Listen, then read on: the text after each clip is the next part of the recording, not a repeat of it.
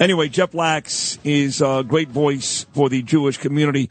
He's been on this show many, many times, a friend of mine for many years, guy that tried to get me more than once to speak at a commencement address for Kingsborough, but a variety of issues there. My past didn't help, and, of course, I'm Jewish. That doesn't help. So here he is, my friend Jeff Lax. Jeff, good morning. How are you? Always great to be with you, Sid. How are you? I'm well, thank you. Now, are you still a professor at Kingsborough Community College or not? You know what? I thought you were breaking news for me before the break. You said former professor at Kingsborough. I'm still employed that I know of. Okay, because somebody told me yesterday that you're no longer teaching there, but you are. Okay. No, I do. Absolutely.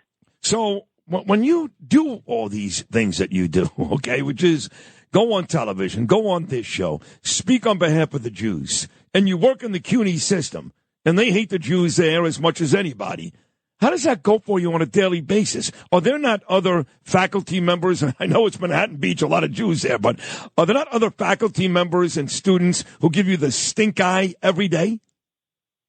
Well, half the campus hates me. And, you know, the first credit goes to people like the very few people like you and Brian Kilmeade, who's had me on a bunch of times. You guys are really the courageous ones because you guys are the ones going against the grain, especially in New York City, Sid. I mean, to do what you're doing and succeed is nothing short of miraculous. Oh. It's unbelievable what you do with the message that you are putting forth in 2024. So you know what? I love you for that. And yes, you're right. Half the campus hates my guts. There's a small minority of the campus that if they saw me in an alley, they would shiv me. Not a doubt in my mind. But I got to say the right thing, like you. You were taught the right way, and that's how I was taught. And you're great. I love you. I know a couple of days ago you, Margot Katz-Matidi, stopping by to say hello. Good morning, Margot. I love you. I know a couple of days ago you introduced a story to the Post about these animals, these same pro-Hamas. There's no such thing as a pro-Palestinian, folks. Stop with that. They could pick a Palestinian out of a lineup. They're pro-Hamas. They hate Israel. They want us murdered. So these pro-Hamas animals are at the deli by Columbia, and they're taunting and yelling and screaming and saying horrible things about the Jews. And once again, you're at the forefront of that story, Jeff. Yeah, go back to Brooklyn. What used to be Ben's Deli, said, and now is Mr. Broadway. And now you have Jews being harassed off campus. These are students who were at some type of an orientation at City College. That was the campus last year, if you recall, less than a year ago, where these horrible pro-Hamas protesters took down the American flag, took it down, and raised the Palestinian flag on a public university, same campus, same people, same protesters. They go down to Ben's Deli and now Mr. Broadway. They create a barricade and they harass and yell racial slurs at students who had just come from an orientation at City College. That's how bad it's gotten. Right. You know, I'm curious. I had Caroline Glick on earlier, Jeff, and she's a great writer for JNS.org. And she's on my show often, her and Alex Trayman. But I do have listeners that think she's crazy. They send me, this lady, every time, she's crazy. So she is contending these days that Tucker Carlson, who she loved Tucker, love him. She contends, though, that he has really become an anti-Semite, that he invites people like Max Blumenthal and Roger Waters on his show. She's right about that. I won't even play Pink Floyd music on this program, let alone sit with Roger Waters in the same room. So to be honest, I agree with her. I'm not sure that makes Tucker an anti-Semite, but I'm also not sure it doesn't. What do you think? Well, first of all, I don't agree with her theory that he's trying to cause a rift in the Republican Party or hurt Trump or cause the Civil War. I think that's ridiculous. I don't understand the basis for that. But I will say this. I mean, I was a huge fan of Tucker Carlson, huge. And I feel kind of like, I don't know, a jilted lover or one of the, you know what I really feel like? I really feel like one of these victims of domestic violence who likes the concept of something so much. Tucker is so brilliant.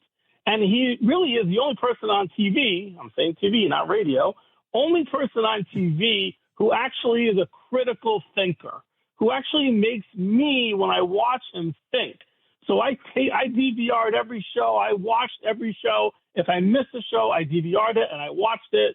And I got to tell you, over time, Sid, I started to have concerns about him. It started with he started having Thomas Massey on. Thomas Massey is a blatant, out-and-out far-right anti-Semite. I look at his record. It's disgusting. Then he had Kanye on. And the thing about him having Kanye on was not that he had him on, was that he edited out, and it's on YouTube, you could see this, anti-Semitic statements that Kanye made on Tucker's show. So then I started to get a little bit worried, and I said to my dad, my dad's also, kind of like, just like me. I said, I'm a little worried about Tucker. What's going on with him? And my father just kind of shrugged it off, but then said, I got to tell you, the nail in the coffin were the two interviews he just did on X, which to me were beyond the pale. First, he did an interview with a man of the cloth who blamed Israel for Palestinian Christians getting killed, which is the craziest argument I've ever heard.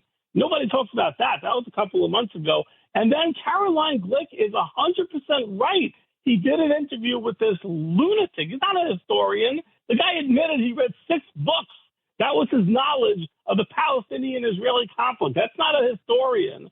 And this guy is a Holocaust denier. Listen, when you said on the air that your Instagram followers were very angry because she was attacking Tucker, I'm one of those people said, I love Tucker.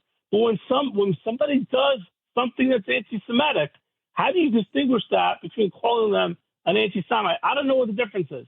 I look at what people's actions are. And that guy that Tucker had on, let's be clear, he is 100% a Holocaust denier. He was killing Winston Churchill. He called him the evil of World War II. He called him the villain of World War II. He said Hitler was misunderstood. He said Hitler wanted peace. No. He said Hitler wanted peace. Yeah, and Churchill wanted the war. Yeah. That is and he was definitely a Holocaust denier. Listen, I don't know what to say. I am devastated. I am heartbroken because I love Tucker, but what he has done is beyond the pale. Hard to argue with both you and Caroline, really is, and I love him too. I was literally a couple of feet away from him when he made that speech on the floor of the RNC in Milwaukee that epic Thursday night. It was him into Hulk Hogan, into Dana White, into President Trump. But I don't like what I'm hearing. And what you said today, what Glick said, I've done some other homework. Hard to argue that Tucker Carlson is saying some things and doing some things which should make Jewish people very angry. Listen, hey, Lax, you're a hero. I mean, I say this to a lot of my guests, and I guess sometimes I overuse it, but I really do love you. I think you're great, and I really do think you're a hero. So you keep doing what you're doing there in Brooklyn and across this city, and you're always, always invited on this show. God bless you, pal, and Shabbat Shalom. I love you too, Shabbat Shalom, Sid. Thank you. That's Jeffrey Lax. What a great guy. This guy's a professor. This guy's a genius. Kingsborough Community College, which I did graduate from. I got my 2 years associate's degree. I'm the most famous Kingsborough graduate ever. Jeff Lax, thank you very much.